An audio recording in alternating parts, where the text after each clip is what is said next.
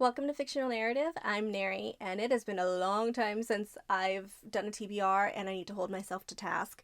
I'm in between actually a lot of cozy mysteries right now because I'm finding that the ones that I'm looking at aren't catching my interest when I start to read them. So until I find something, I'm probably not going to be able to put out a cozy Saturday. Which, even to say, if I DNF a cozy mystery right now, that doesn't mean that I won't come back to it later. It just means right now I'm not interested in it because I've put out some reviews that are pretty, in my opinion, scathing for Cozy Saturday. That to the point where it's like cozy rants. But anyway, that's fine. I want to focus on what I am going to read for this upcoming month of April because I've been super busy and I haven't made any headway in my goals that I had at the beginning of the year. Well, I started to in January and then just fell off. So I went to grab some books that I was like, what am I going to read in April? And I realized like a lot of the things that I read are either mystery or thriller-y. I wouldn't say that I get into a lot of the more like mainstream, like advertised as if you liked Gone Girl type of thrillers, even though they are nothing like Gone Girl. Or like I'm getting into a little bit of horror, not too deep, because I just am not naturally a horror person. So that's what my April is going to look like. So the first book off this list is My Annihilation by Fuminori Nakamura.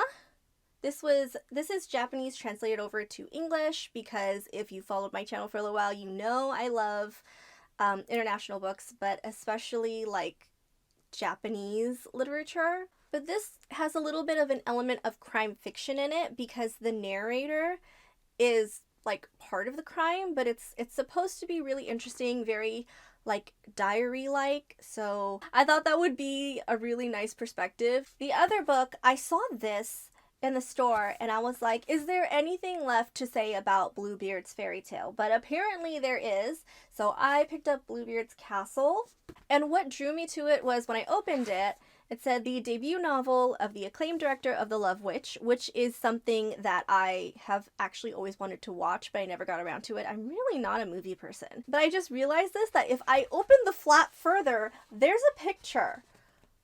Look at that. That is so cool. I did not expect that. Is there anything in the back? Oh, there's something in the back too. Look at this. Look at this. Oh my goodness. Okay, that is actually really cool. Okay.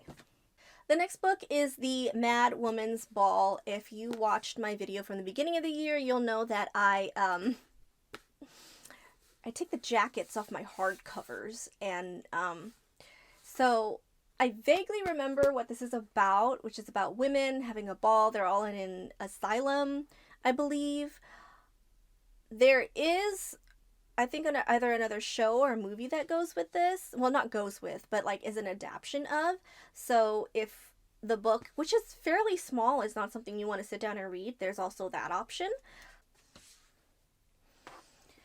Next, we have Out by Natsuo Kurino. Listen, I have been trying for years to get past, like, I think I made it through the first chapter, but it's a very slow start.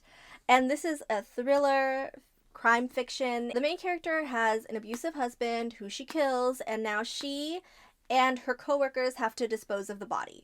For the lovey romance one, because eventually I'm gonna need a break from all this, is Better Than Fiction by Alexa Martin, and this is on my must read for this year. A girl inherits her grandmother's bookstore, doesn't like books, a man who loves books. Like, there is something just so cutesy about the concept of it. And finally, oh my god. So I received this box to unbox. Let me show you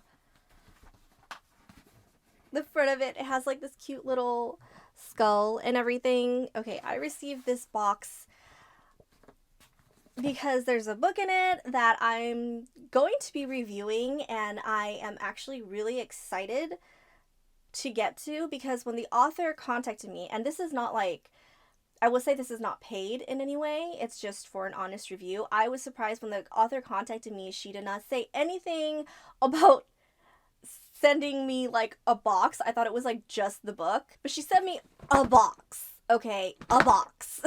So I'm gonna open this box. Okay, so of all of the things that I could find to open this book with, I have a pencil. Okay, should I just use a pen? Less lead, less lethal, I guess. Okay. Okay, I'm gonna use the pencil because that's...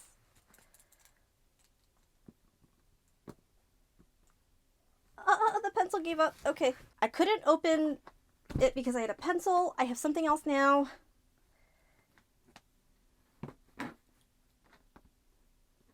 Oh, okay. Keys work better, I guess. Okay.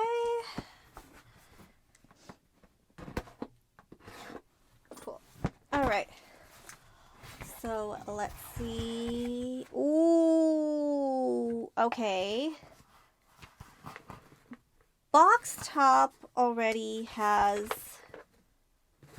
Okay, I'll show you the box in a bit. Okay. This book... Okay, so it's Nine of Swords by Brooklyn Quintana, and I didn't expect it to be huge.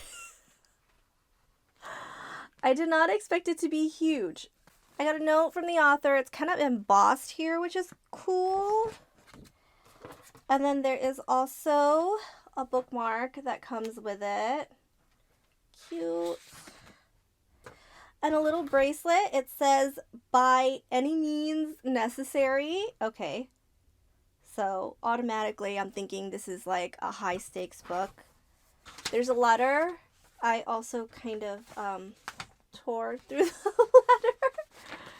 letter. Okay. Neuromancy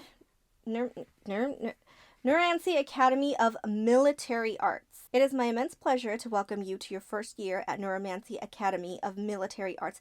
That is a lot of words. We trust you'll find your way to Deer Island promptly. It's spelled D-I-E-R. I hope I'm saying it correctly. Your arrival is eagerly anticipated by myself and all the instructors here at the school.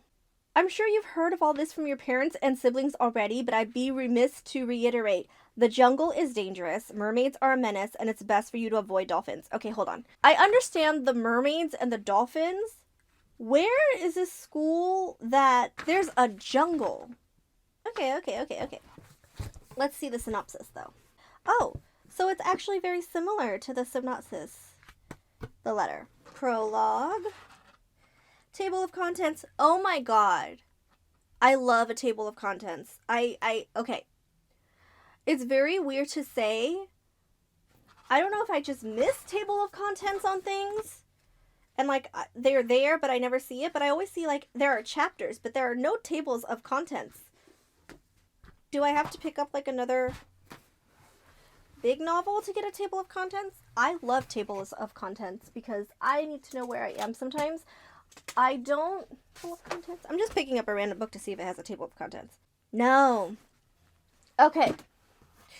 So, let me know if this is just me, but when you've got a book, any book, really, and you have chapters, you should have a table of contents. I know it's not aesthetically pleasing or whatever, but as a reader who reads in bed, who falls asleep quite often while reading because I have a whole other life that doesn't just involve reading, I lose my spot a lot, and sometimes it helps just to have as many place markers as possible, and a table of contents helps so much. So I will be reading this in April.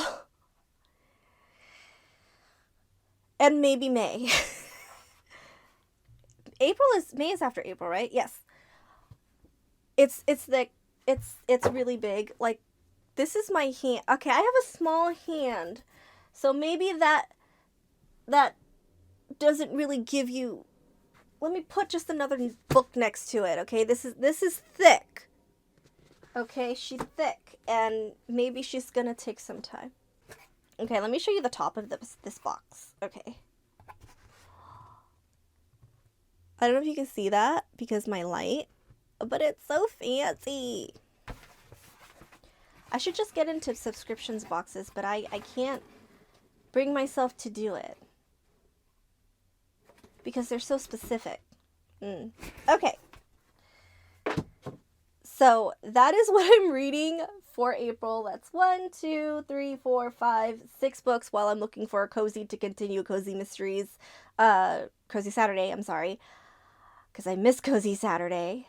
And plus, now that I'm not working 2 jobs anymore, I can probably actually sit down and read and enjoy and not really rush. So that is all for my April TBR. I do have a video that I'm working on that's going to be a review of a series that's coming out. So I'm excited about that. So I will see you then. Bye.